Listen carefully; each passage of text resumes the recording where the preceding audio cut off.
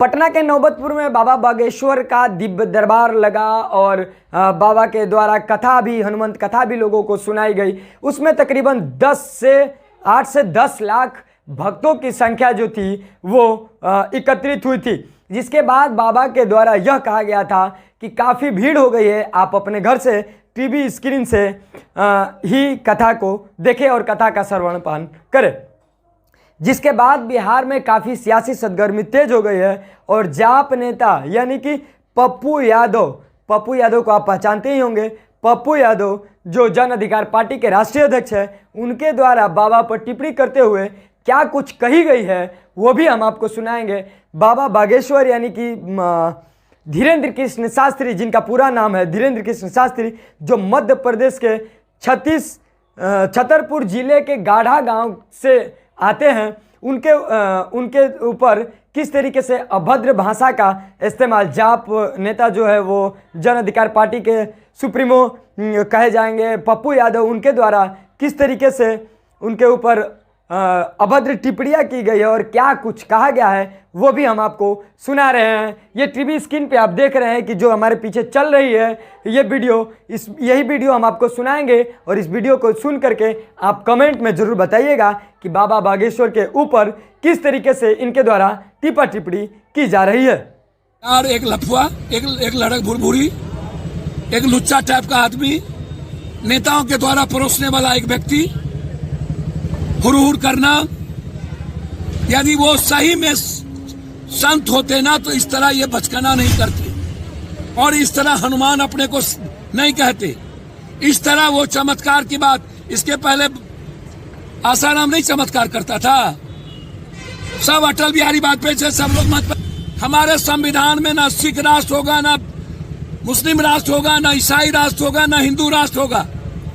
हमारे संविधान में संविधान के तहत दुनिया चलेगी। किसी गीता, कुरान, बाइबिल हमारे लिए जीने का तरीका हो सकता है, वंचित करना चाहिए। गणेश भगवान को दूध पिलाने में मैं करोड़ों जुटा लिया था ना, यही अंधविश्वासी या भागवादी लोग। ये संविधान के खिलाफ आप छू मंतर जंतर, ये संविधान के खिलाफ केस होना चाहिए ना, अंधविश्वास के खिलाफ। में ही पूरा पाकिस्तान को खत्म कर दे, चाइना को खत्म कर दे। फू, चाइना खत्म, फू, पाकिस्तान खत्म, फू, मियां खत्म, फू, कह दीजिए। एकदम लड़क भुरभुरी के तरह, जिस तरह चोर उचक्का करता है, कोरक ड्रग्स लेने वाला सब हो करना।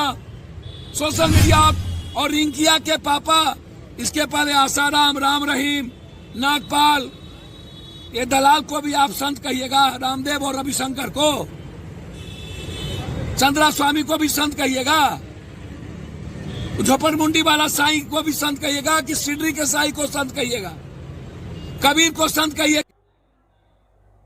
आपने सुन लिया कि ये पढ़े लिखे नेता जो काफ़ी अपने आप में बुद्धिजीवी नेता कहे जाते हैं, उनके द्वारा किस तरीके से एक संत और जो धर्म रक्षक कहे जाने वाले बाबा बागेश्वर, जिनके ऊपर लाखों भक्त विश्वास कर रहे हैं, उनके ऊपर किस तरीके से टिप्पणी की गई वो भी आपने सुना।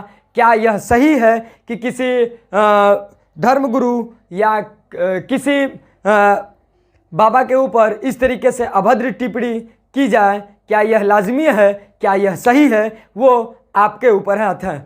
आप इस खबर को देखिए और कमेंट करके ज़रूर बताइएगा कि जिस तरीके से बिहार के नेता के द्वारा इस तरीके की बात और अभद्र शब्दों का इस्तेमाल किया गया है, क्या वह सही है या नहीं। और बाबा बागेश्वर के सभा में लाखों की संख्या नहीं, करोड़ों की संख्या में भक्तों का आगमन हो रहा है।